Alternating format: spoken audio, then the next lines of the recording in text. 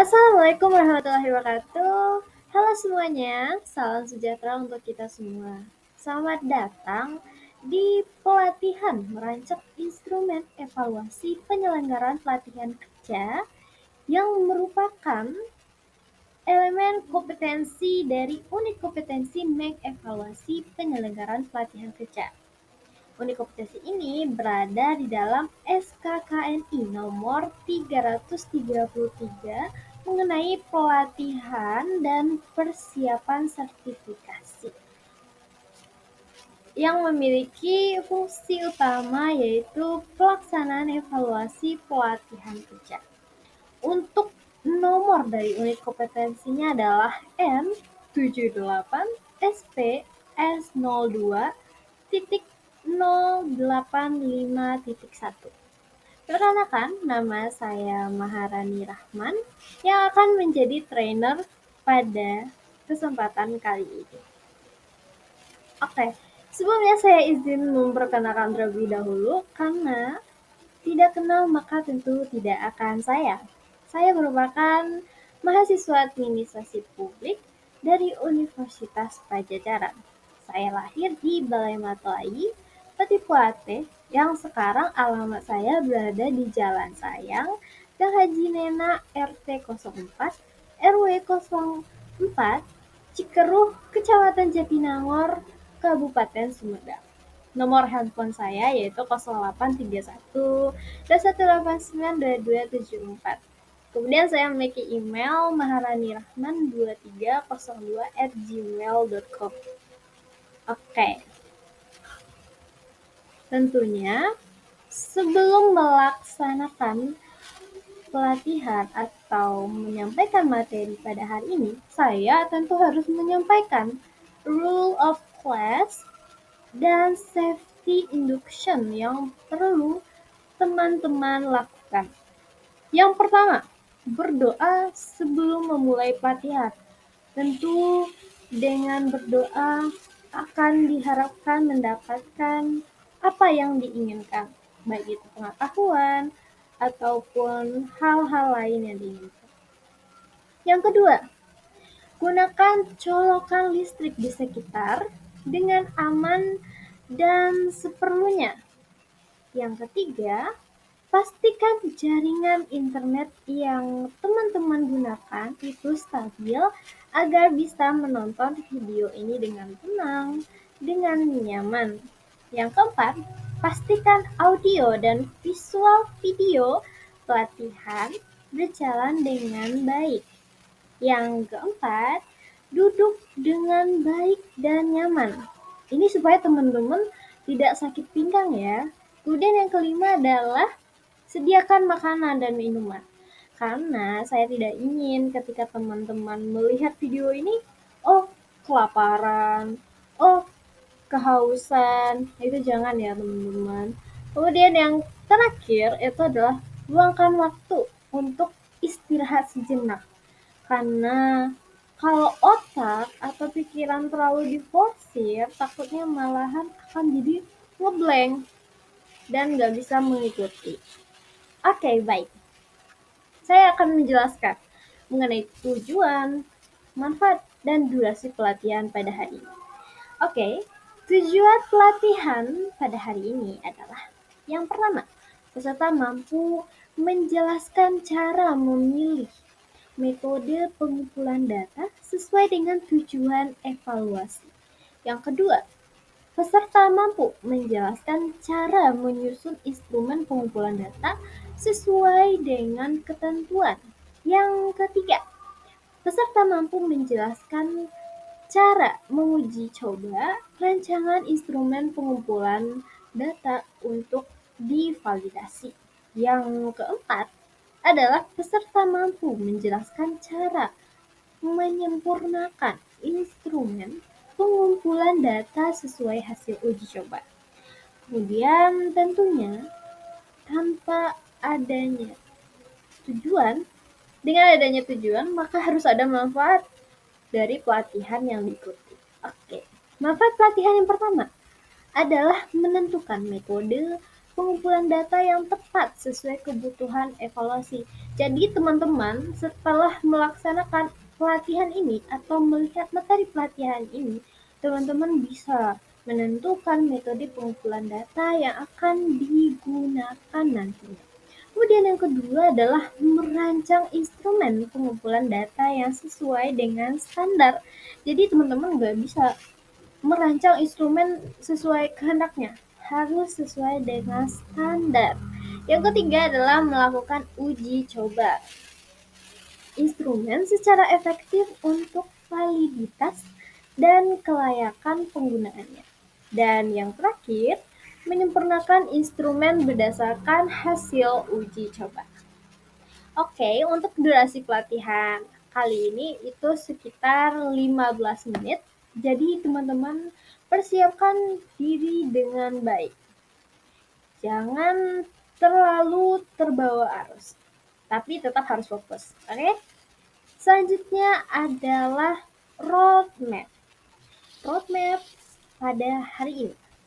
Oke, jadi saya untuk menghasilkan atau membawakan materi ini berdasarkan unit kompetensi SKKNI nomor 333 mengenai pelatihan dan sertifikasi, di mana unit kompetensinya berjudul mengevaluasi penyelenggaraan pelatihan kerja.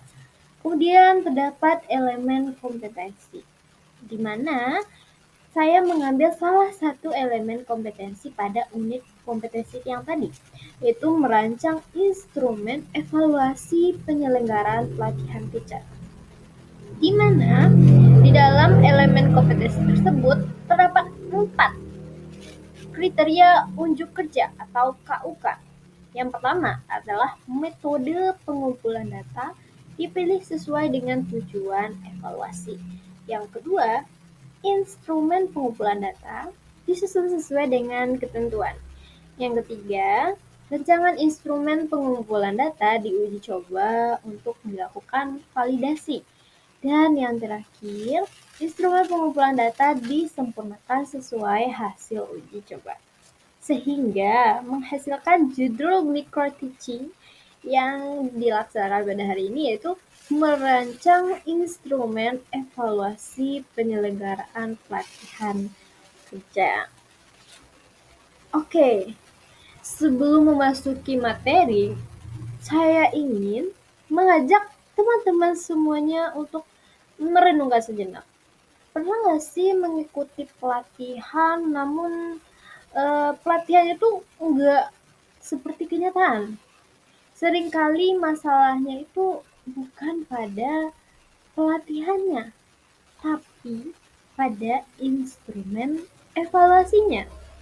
Instrumen yang tidak tepat bisa membuat sebuah pelatihan terlihat berhasil, padahal sebenarnya tidak, karena untuk mengevaluasi pelatihan tersebut tidak dilaksanakan dengan baik, tidak dilaksanakan dengan sesuai standar. Untuk itu kita akan masuk kepada materi pada hari ini. Oke, materi pertama adalah memilih metode pengumpulan data yang tepat sesuai tujuan evaluasi. Oke, jadi kita harus mengantarkan terlebih dahulu mengenai evaluasi pelatihan kerja. Evaluasi pelatihan kerja dilakukan untuk mengetahui apakah pelatihan berjalan secara efektif, memenuhi tujuan belajar, serta nantinya memberikan dampak bagi peserta dan organisasi. Di mana ada beberapa jenis metode pengumpulan data seperti kuesioner, kemudian ada observasi, wawancara, dan lainnya. Yang ketiga adalah cara memilih metode yang tepat.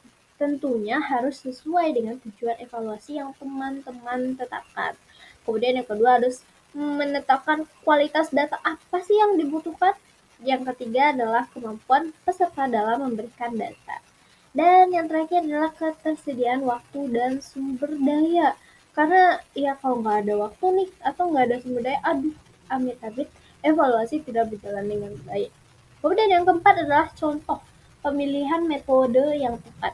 Yang pertama adalah mengukur kepuasan peserta ini bisa dengan kuesioner, menilai pemahaman materi dengan menggunakan tes, melihat penerapan hasil pelatihan di tempat kerja dengan menggunakan observasi tentunya, dan yang keempat adalah menilai dampak. Ini bisa dengan dokumentasi kinerja. Oke, materi berikutnya atau bab bagian materi berikutnya adalah menyusun instrumen pengumpulan data sesuai dengan ketentuan. Jadi setelah kita menentukan metode, kita harus menyusun instrumen pengumpulan data sesuai dengan ketentuan.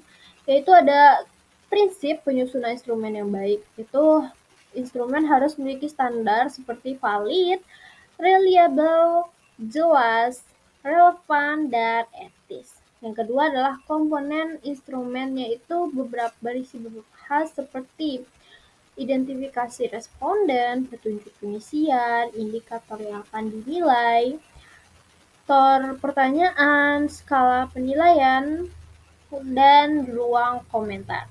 Yang ketiga adalah ketentuan dalam menyusun instrumen. Itu ada gunakan bahasa yang netral, jadi tidak terlalu baku dan tidak terlalu bias. Pastikan indikator sesuai dengan kurikulum pelatihan. Susun pertanyaan dari umum ke khusus. Ingat, umum, khusus. Gunakan skala yang konsisten. Kemudian hindari pertanyaan ganda atau ambigu ya teman-teman. Biar ya jawabannya nggak ambigu kayak jawaban dia. Contoh instrumen itu adalah contoh pernyataan yang baik. Misalnya, fasilitator memberikan contoh nyata yang relevan dengan materi. Kemudian berikutnya adalah menguji coba rancangan instrumen untuk divalidasi. Yang pertama adalah alasan uji coba instrumen. Jadi harus ada alasan untuk kenapa dilakukan uji coba itu. Yaitu bisa berupa pertanyaannya untuk memudahkan memahami pertanyaan. Yang kedua adalah instrumen benar-benar mengukur indikator dan lain halnya. Kemudian ada bentuk uji coba. Ini bentuk uji coba instrumen itu ada yang pertama adalah pilot test, yang kedua uji coba validitas, dan ketiga uji coba reliabilitas. Yang ketiga adalah langkah-langkah uji coba. Itu yang pertama adalah siapkan draft instrumen. Yang kedua adalah pilih responden uji coba. Yang ketiga, berikan instrumen untuk diisi, meminta umpan balik, analisis hasil uji coba, dan yang terakhir, catat item yang perlu diperbaiki. Kemudian adalah hal yang bisa ditemukan saat uji coba. Itu yang pertama adalah pertanyaan yang bisa terlalu panjang, pilihan jawaban kurang jelas, indikator belum tercakup semua, ataupun ada bahasa teknis yang tidak dipahami peserta karena terlalu sulit.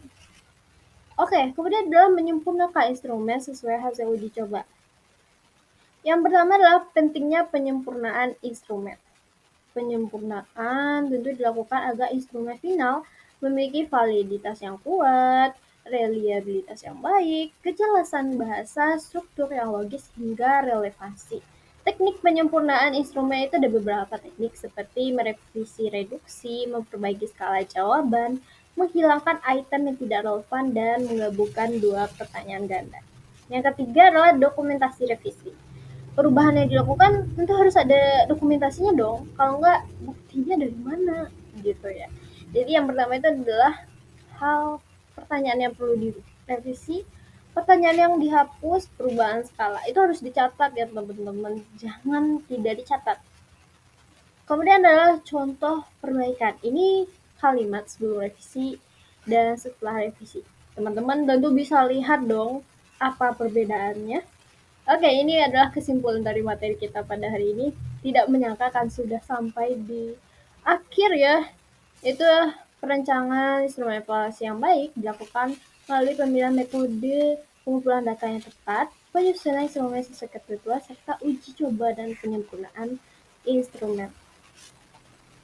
Ini ada nih, konsolidasi.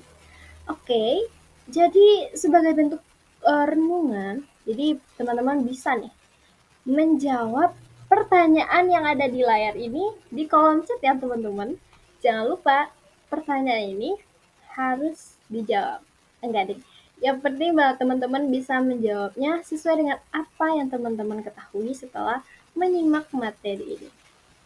Oh iya, jangan lupa teman-teman untuk memberikan like, komen, serta share ya untuk video pelatihan ini agar bisa menjangkau peserta-peserta lain yang kurang tahu sebelumnya terkait video ini. Oke, sebelum terakhir nih, saya ingin mengucapkan terima kasih terlebih dahulu kepada teman-teman yang sudah mengikuti pelatihan hingga selesai. Semoga materi yang diberikan bermanfaat dan dapat membantu teman-teman semua dalam merancang instrumen evaluasi pelatihan kerja yang lebih baik. Sebelum penutup, saya sampaikan sebuah kutipan. Pelatihan bukanlah suatu biaya, tapi adalah investasi dalam sumber daya manusia. Menurut Roy H. Williams. Bukan haji ya teman-teman. Karena memang ya, pelatihan itu teman-teman nggak bisa menjadikannya suatu beban, tapi itu jadikanlah suatu investasi untuk masa depan. Oke, tanamkan dalam hati dan laksanakan dalam perbuatan. Sekian dari saya.